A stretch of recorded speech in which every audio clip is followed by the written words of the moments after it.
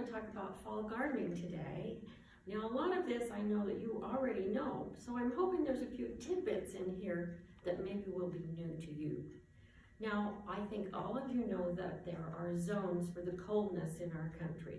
And it goes from 1 to 11, with 1 being the coldest and 11 being very, very warm. We're a zone 5 climate, and with climate change, we are inching towards a 5B, and maybe we'll get to a 6. But you can't count on that. So that means our main goal is to figure out how to get the plants that we paid for and planted and nourished to get them through the winter. So we need to talk about fertilizer and going dormant and pruning, all kind of in the same subject. So the way a plant survives the winter is it pulls its strength down to its root system so that the top doesn't have so much fluid in it and is less damaged by frost.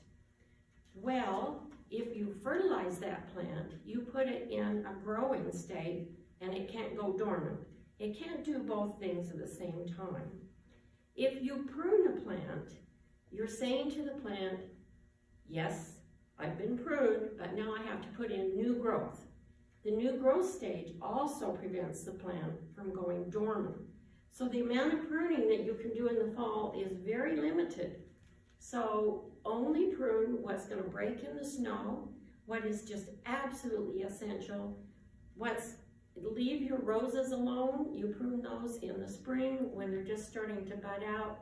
I know that's really hard, and sometimes you have to hide your clippers, but just leave them alone. It's less work for you this fall. Okay, what can you fertilize in the fall? Well, you don't want to promote lush green growth in the fall because then the plant can go dormant. But the only thing you can really reliably prune in the fall is your lawn. Fertilize. The only thing you can reliably fertilize in the fall is your lawn, and you have to wait until it gets cool. What you want here is root growth. You do not want to promote top growth. Now, if you have maybe 6 weeks before you're pretty sure you're going to get a freeze, which is around Halloween, you can fertilize your annuals, trying to get just a little bit more burst of color out of them.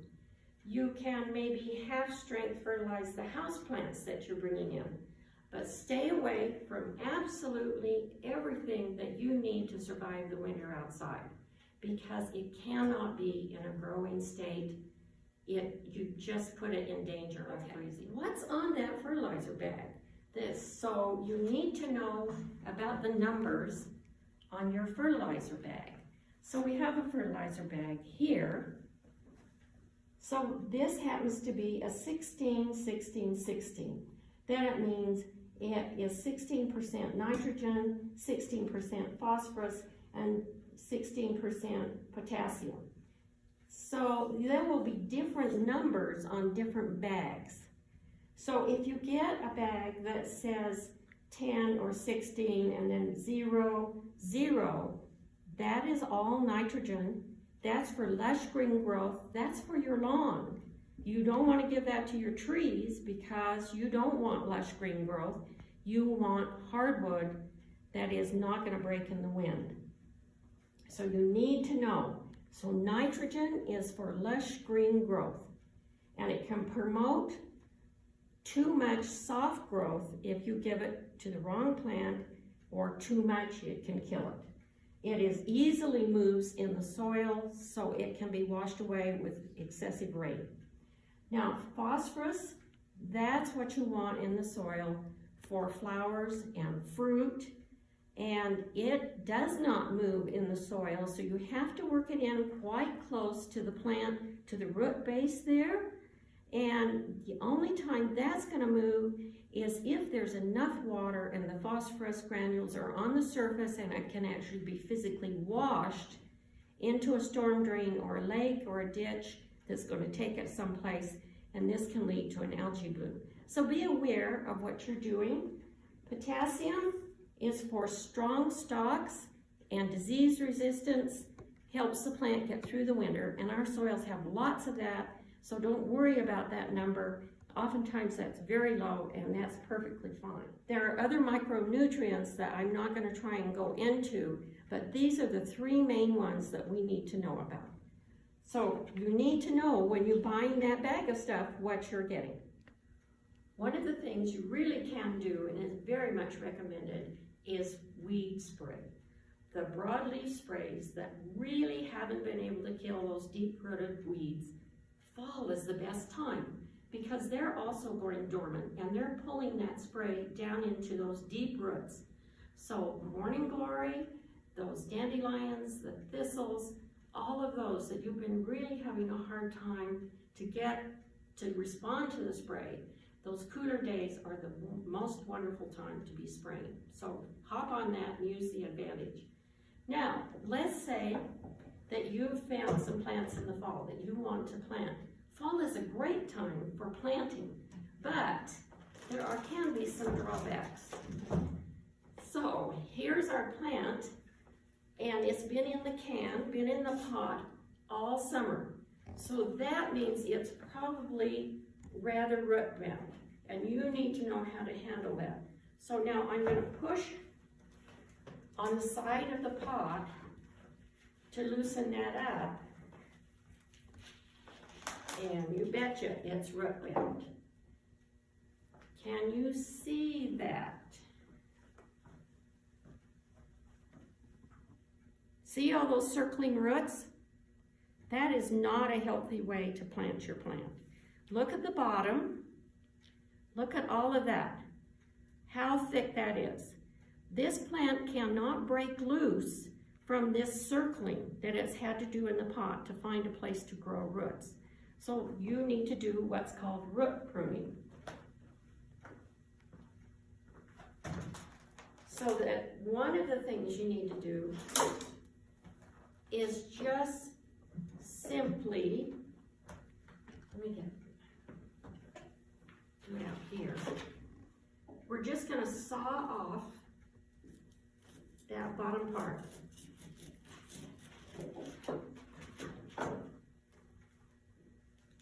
Now let's say this is a tree. You've decided to plant a tree in the fall, and I want to give you some tips on that. This is especially important to a tree because those roots are strong, and if you don't do this, your tree probably won't survive. Now, I'm to the point where either with my fingernails, my fingers, the tips of my clippers, some people use chopsticks, I'm going to pull at this. I'm not trying to be overly vigorous, but I really need to loosen up those roots so they can spread out into the soil. The plant will not thrive without you doing this. So then, now we're putting our plant in the soil, and since you're digging in the soil, use that chance to add some compost in there and dig around it. Now, we've damaged this plant's root system.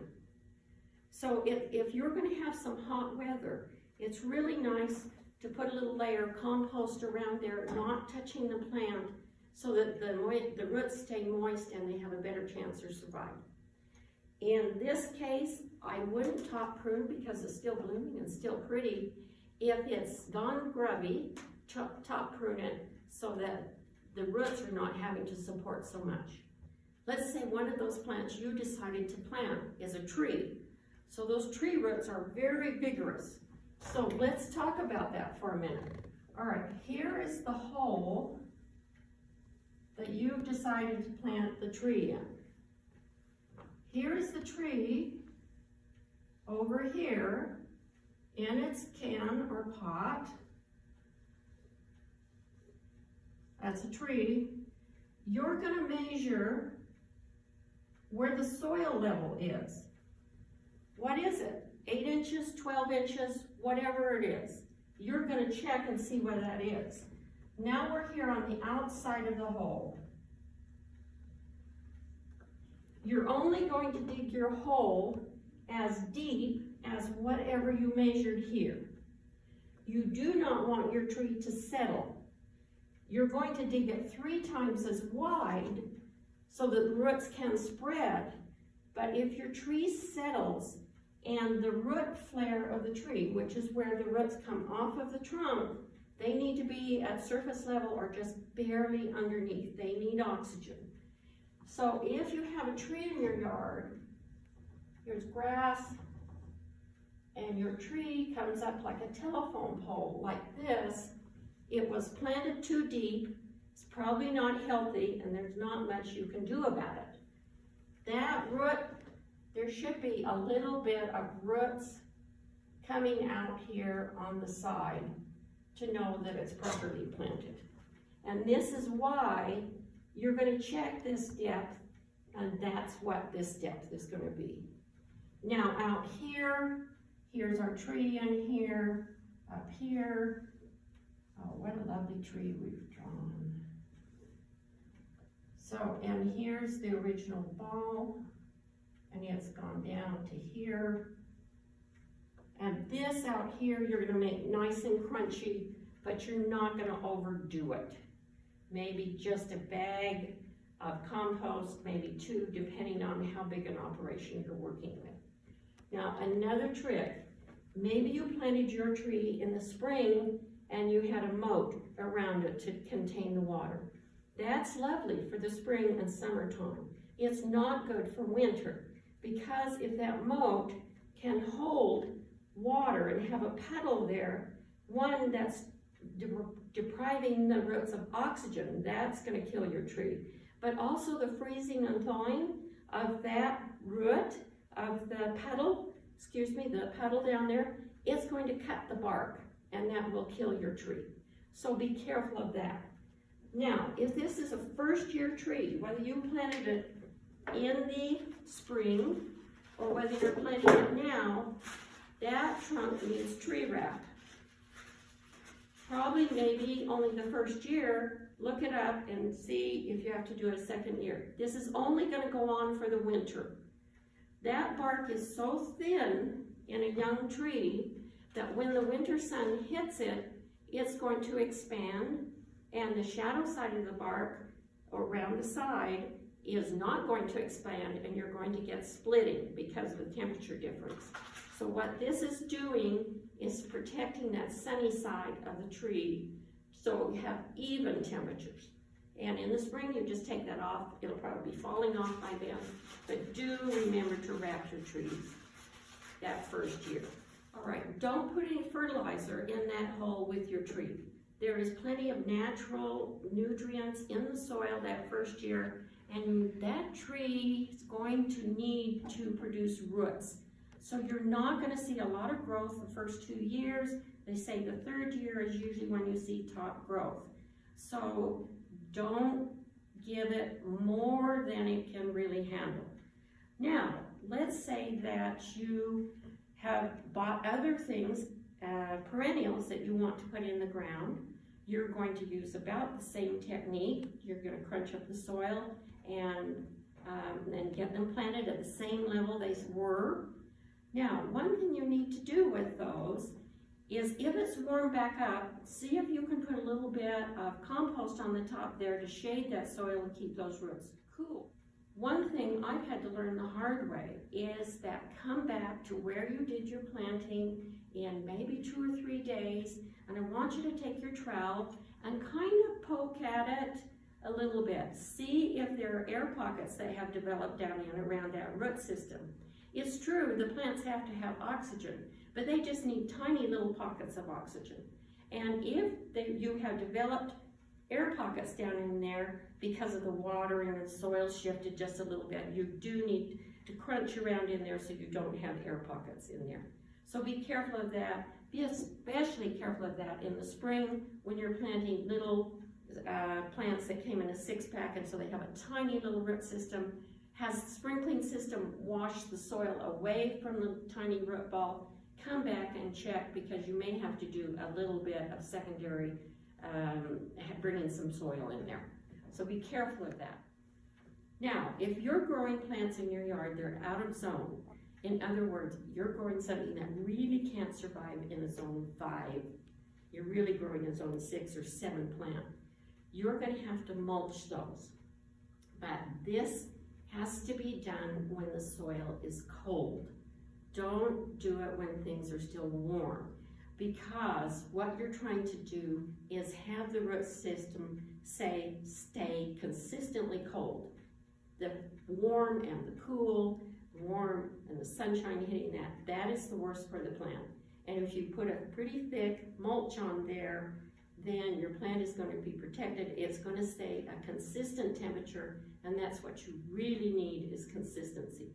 Now, for those new plants that you found and you've planted and you've checked them, when it's cold, you need an extra layer of mulch for the very same reason that you just need consistent temperature. So when a plant has been in the soil, those roots have reached out and they have hold of the soil, and they're going to hold the plant in the soil, and the frost heave can't get to it. So frost heave is when the soil freezes and thaws, and it will just gently inch that soil ball out. Now you've got a little layer of roots exposed, and probably your plant will die. So if they're new plantings, mulch them heavily. With roses, I don't mulch mine, but some people do if you're doing roses. But again, wait until it's really cold. So you don't do this in warm weather, because you're not trying to keep things warm, you're trying to keep them cold. Okay, I bet a lot of you have iris in your yard. The big, beautiful, bearded iris that so many of us like to grow. Well, I've had to learn a few things about them, so I want to pass those things on to you. Now, this is one that I dug up, and of course I should have divided these every 3 to 5 years, but of course I didn't. I was busy. So here we have 2 roots intertwined. You may have roots growing over other roots. Really a mess. So this has no green on it, so this is worthless. This is not going to grow. Now, this is what I want to show you that I learned. These are rhizomes. So there's a bulge here, and then there's a section, and then another bulge, and another bulge, and another bulge. So this section right here is what fed the plant this year and produced the bloom. This is a rather small one. This tells you this plant either was in too much shade, or it was water stressed. There was some reason. This should have been about double what 2 of them are making up here. Now, okay, so we've got this year's, now let's count. 1, 2, 3, 4, 5, maybe 6.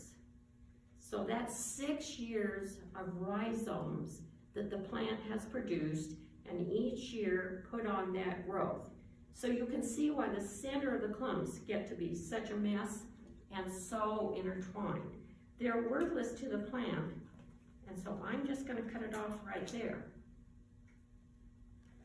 Now, so I'm getting ready to plant this in, oh dear, I brought a little critter in with me. Be kind to your earthworms. They're your fellow gardeners. They're cultivating your soil all the time when maybe you can't get out there. Notice how overgrown this is. So there's the stalk from this year's flower, but I actually have 3 plants in one here. So to give them a little bit of growing room, I really need to separate those off. Now, so this one has quite a bit of new growth on there, but because it's up out of the soil, I'm going to cut that off because I've damaged the root system. It cannot support as much top as it could before it came out of the soil. And this one, can you see new growth there? This is old growth that came this spring, so that can go. So now, but I actually can cut off a little bit more here. So the traditional thing is, you dig up your whole clump, you do this, and then you replant it. The trouble is, now you've got 3 times as many iris that you really don't know what to do with, and you don't have any friends to give them to, so this is my solution.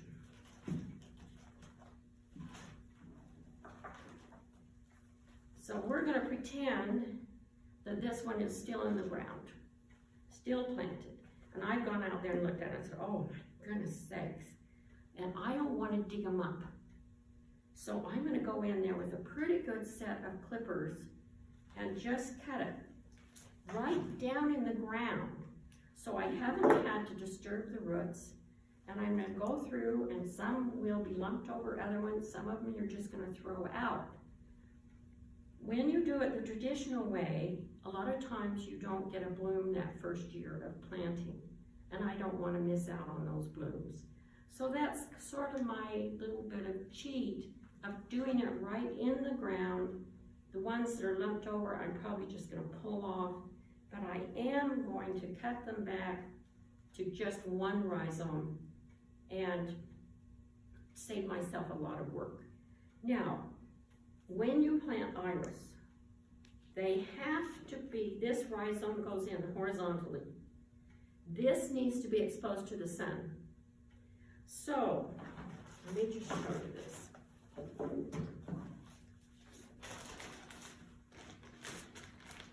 So you do not mulch over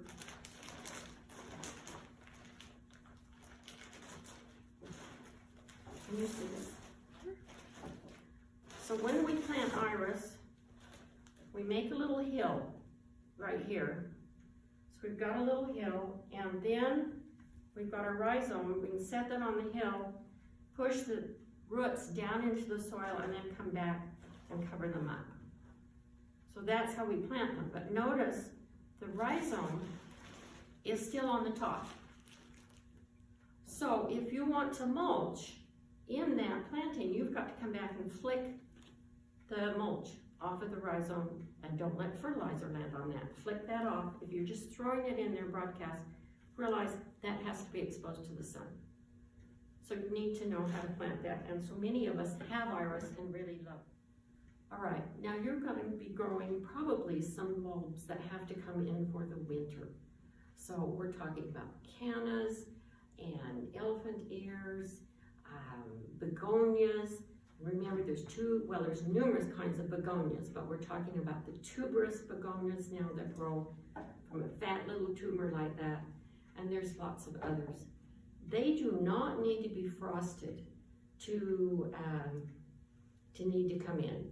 When it's starting to get cooler, bring them in, let them dry. Don't try and clean them wonderfully well. Don't hose them off, and let them stay in clumps if you can, and let them dry, and then they need to go into a box of peat moss or soil pep or sawdust, something like that. They've got to go into a place where they're stored around 40 degrees. I can manage that in my garage. I'm lucky to do that. And dahlias, we didn't mention dahlias also. And then about once a month, oh, and you need to line the box with a plastic bag, because about once a month, you're going to just go in there and just sprinkle a little water in there, kind of check and see how they're going. And because you don't want them to totally shrivel. So that's also a fall thing. Now, I've had trouble with my elephant ears going dormant. They were in pots, and I just moved the giant pots into the garage, and they just kept growing in the dark. So the advice I've been given is let the elephant ears get a frost and then move them in. So anyway, that's a little bit contrary to the other things. So this is a time of year when you want to get your daffodils planted, you want to get your tulips, all of those things that you're going to want for your spring display. Now, I'm sure you can remember where you put everything. I can't. I'm a dunce. So this is what I'm trying. So I have spray painted chopsticks. I've tried other things and the wood just rotted. And I don't know why, but I think the chopsticks might work better. Spray paint them some acceptable color, and then you can stick them in where you planted your bulbs, and there'll be less chance, and you see that, where my shovel has gone through my daffodils. Now, look, the root base of that daffodil is still intact, it isn't moldy or anything, so I'm still going to plant it and hope that maybe they're going to survive. So do that, get your spring bulbs planted. Now, I thought it might be fun to just go through a few of the things that are still blooming in the fall and giving you that color. We've got Impatiens here, which are such workhorses in the shade, and there are new Impatiens called Sun Patients, and they will take a lot more sun. They don't usually come in the 6-packs, they come in the 4-inch pots, but they're charming if you would like to try them.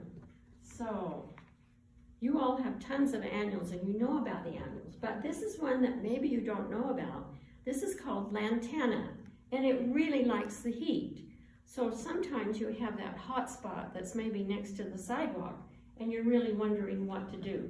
There's a sidewalk right here and it's just very happy with that heat. So it comes in a couple of colors. Here's the darker rose, closer to a red, and this is really a prettier pink than it is showing on the photo. So something that maybe you don't know about. These are what I call surprise flowers. These come up in the fall. They're called fall crocuses. They're a bulb. They don't have to be brought in or anything. They have leaves in the spring, quite large leaves, and then they disappear, and then they just pop up when you're really hoping for something new in the garden. So they're great fun. They are a little bit tender to the wind. They're about 8 inches tall and a little bit delicate. Now here is one that is not as delicate. It's a little bit shorter. This is a hardy cyclamen. So you're familiar with the cyclamens that you get from the florist. Those can be grown in the shade in the garden, but they of course will not make it through the winter. And some people bring in those bulbs. I just bring in the whole plant and overwinter them. So this is a hardy cyclamen.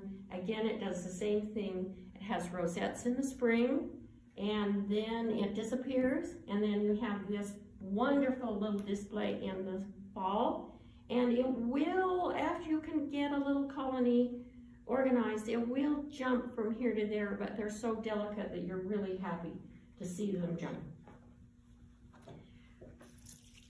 Here we have our good old salvia, good workhorse of the garden. It lasts well into the fall. This is the annual salvia, but this is what's called a half-hardy perennial, and that, in my terminology, means half of them are going to live over the winter. Not particularly an academic definition, but that's what happens. These are miniature roses, so this whole display is only about 18 inches tall. So, now this is a perennial. This is called cranesbill geranium or hardy geranium. You can see it doesn't look like the geraniums that most of us know about. So these come, there are 2 or 3 different varieties, different heights. You do have to cut these back in the summer so that they can get this lush fall display again, but really a good workhorse in the garden. They can be sun or shade. You get more flowers in the sun, but really a nice looking plant.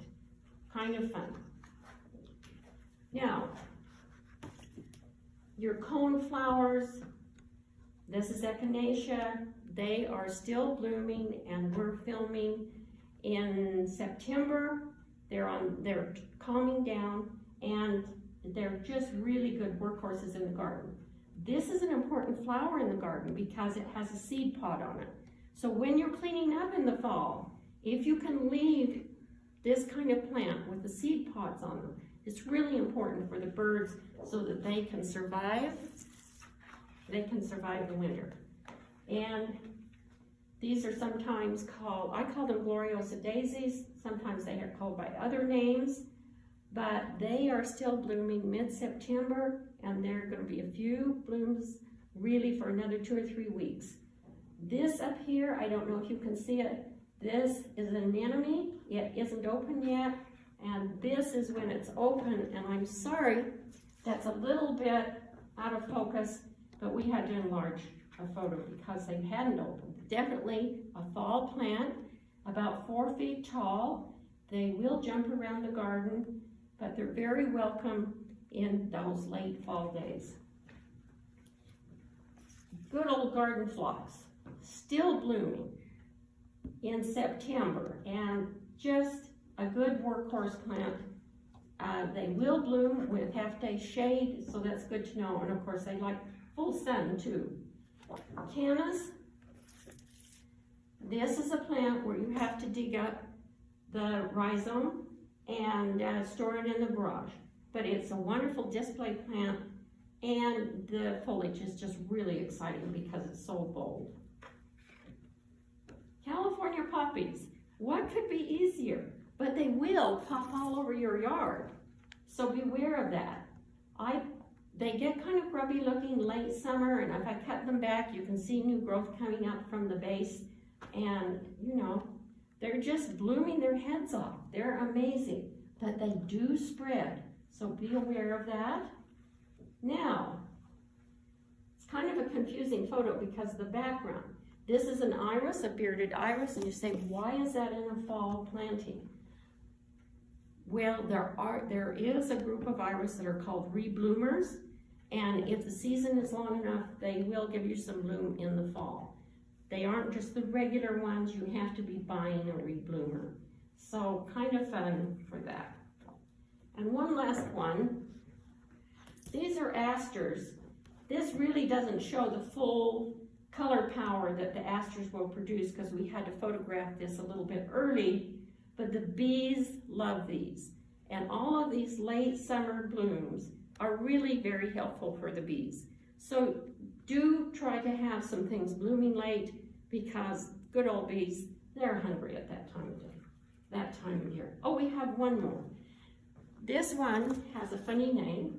It's Bruneria or Bugloss, depending on which article you're reading. This has well, the flowers are very inconspicuous in the spring, a tiny blue flower like a forget-me-not. But notice the colors in the vegetation. So we need to not always look for the flowers, but colored vegetation is wonderful. So I planted these in near my other hostas. The snails really ate the hostas, and there was very few holes in this. And so I'm thinking, maybe I'll dig up my hostas and plant more of this, because I'm tired of battling those snails. I want to remind you that fall is a good time for planting your pansies, your kale. When you've taken your annuals out, you want to make a little display. The kale will last in your garden probably, depending on the weather, through February and March, and it gives you a little bit of a display. Your pansies are an alpine plant, so they like the cool weather, and they will pop up in the little patches of warm in the winter and in the early spring. They won't be very happy when it gets real hot. They don't like that. So, now, down to the last bit. So, if you have any houseplants you've been had out in the summer, you need to bring those in. Once you get the kind of the red flag that it's getting 50 degrees at night, those houseplants need to come in. If you have the option and you can bring them in and put them on your patio for a little while, there's less humidity on your patio, and that helps the plants transition into the really dry air of your house. Remember that you need to spray them because you don't want critters to come in your house. So just use an insecticidal soap that can come in, can be used inside. But you're not ever going to get every bug with that little bit of spray. So check them periodically, especially about January when something that hitchhiked in has had time to multiply, and pay attention to that. Now remember, those houseplants are going to have to adapt to the light conditions and the humidity conditions in your home. And it isn't going to be what they had when they were outside. They were healthier outside. So they are going to shed leaves, and don't be alarmed by that, because if that plant can support 50 to 75 leaves out of doors, it can't support that no matter how sunny that window is, and it is going to drop leaves. It's going to look a little sparse. And just realize it just needs to settle in, maybe not fertilize it for a while, and just bring it in and save it. That sounds good. Okay, a couple of the last things you need to remember to do is now it's really cold and you're thinking about turning off your sprinkling system. You really need to check those big shrubs, your big trees, underneath your eaves. Do you have dry spots there? Your plants need to be damp as they go into the fall. They will be far healthier. Think about those big pine trees that the rain really doesn't penetrate, and we haven't been getting the rain that we've needed. So water those well. Be careful of those. Otherwise, you can have a very stressed plant by spring, or maybe no plant at all. Now, you have been cutting your grass shorter in the fall because you don't want it to fall over and have mold. So about 2 inches is what you're going to end up with. And if you're really concerned, do that gradually, bring it down a little bit. So summer cutting height is around 3 inches, so it's not dramatic, but it is healthier for the lawn. Do you have pots outside, maybe good sized ones, that have perennials in them, and you want them to overwinter outside? You're not bringing them into the garage. Well, we said we are a zone 5 climate. That pot, because the root ball is up out of the ground, that is now zone 4 because it's so exposed to those extreme temperatures. You've got to insulate that somehow. You're going to have to be clever in the way you do it. Can you put the pot into a much larger pot and then stuff sleeves or whatever you can think of in there? Maybe it's too heavy to do that. Some people will bring in bales of straw. It's a little bit messy. I have resorted oftentimes to just simply bags of leaves, and kind of, if you have to rope those in around there, or if you can just stuff them in, that can protect the pot, and you won't be again exposed to the extremes and to the extreme freezing, and probably your plant will go through the year just fine. One little trick I want to tell you, that as a senior, my skin has gotten thinner, and I end up with lots of scratches up and down my arm, and I don't like that. So this is one of my little tricks. This is simply the top of a man's sock, and I'm going to pull it on there. Sometimes I have to wear 2 because then I'll get dinged up here, and it's cheap. If you've got men's socks to cut up, it's free, and it really does protect my arms. Now, I need to reiterate that last full mulch. So now it's cold. It's cold, and you've got a jacket on to be outside. Those out of zone plants that we talked about, for me it's agapanthus, it's a couple other things. Put a good mulch on those things so that they stay one temperature, or at least cold all winter, and they're going to be bright and cheerful for you in the spring. And that's the end of fall planting.